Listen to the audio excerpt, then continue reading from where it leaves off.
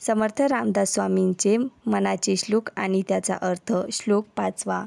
मना पाप संकल्प सोडून द्यावा, मना सत्य संकल्प जीवी धरावा, मना कल्पना ते नको विषयाची, विकारे घडे हो जनी सर्वचीची. भक्ती मार्गाने वाटचाल करताना माणसांनी व्यवहारात सुद्धा कसं वागलं पाहिजे त्याच्याबद्दल समर्थ आपल्याला मार्गदर्शन करताय. ते म्हणतात, मना पाप संकल्प सोडून द्यावा.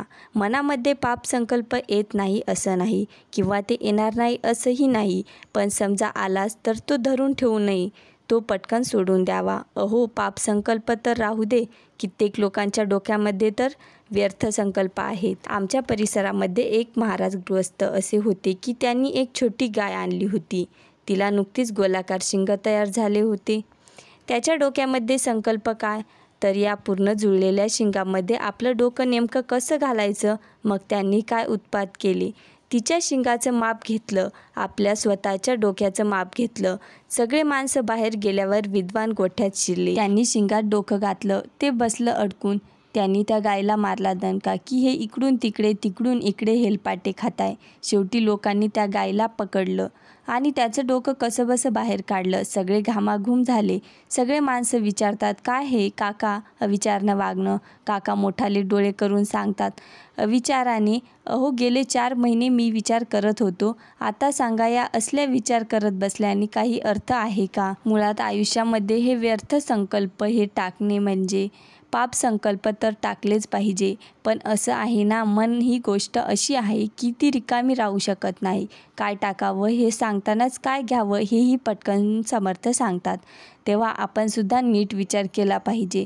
बऱ्याचशा घरामध्ये पालक मुलांशी वागतात, हे असंच वागतात की हे करू नको, ते करू नको, बाळ तू ही वस्तू घेऊ नको, अशी आहे ती रिकामी राहू शकत नाही. मग हे नको करू तर मग काय करू. याचा दुसरा पर्याय पालकत्व या दृष्टीने तुम्ही दिला पाहिजे. त्याचं रिकामं बसणं हे आणखीन सैतानाचं घर होऊन बसतं. तेव्हा मनामध्ये सत्य संकल्प यावा. समोर एखादी सुंदर वसाहत बघितल्यानंतर ही जळताना काय मज्जा येईल, असा काहीतरी पाप संकल्प चुकून मनामध्ये आलाच तर तो सोडून द्यावा. अशी चांगली घर मी बांधित आहे, असा सत्य संकल्प आपण जीवनात धरावा. पण मग यानंतर समर्थ सांगतात की जरी मनात चांगलं आलं तरी सुद्धा काही वेळेला हे सगळं चांगलं का करायचं, हे माझ्या इंद्रिय विषयांची कुठंतरी निगडीत आहे. म्हणजे काय होतं, मी आता अनेक घर बांधित आहे, त्यासाठी श्रीमंती मिळवून मग अनेक लोकांना आश्रय देईल, मग त्याच्यानंतर माझे सत्कार होतील, मग मला केवढा मोठा समाजाचा आधारस्तंभ वगैरे म्हणून लोक माझं कौतुक करतील. माझी स्तुती होणं, माझं कौतुक होणं ही एक सुद्धा मानसिक चॅनल आहे.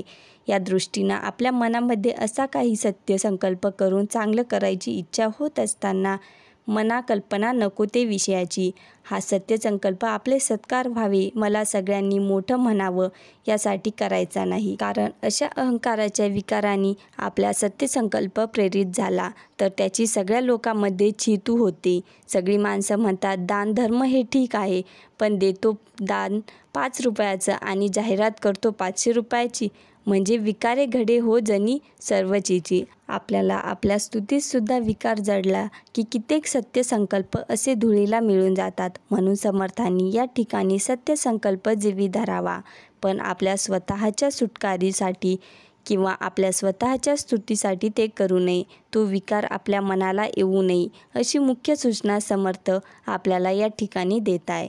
जय जय रघुवीर समर्थ.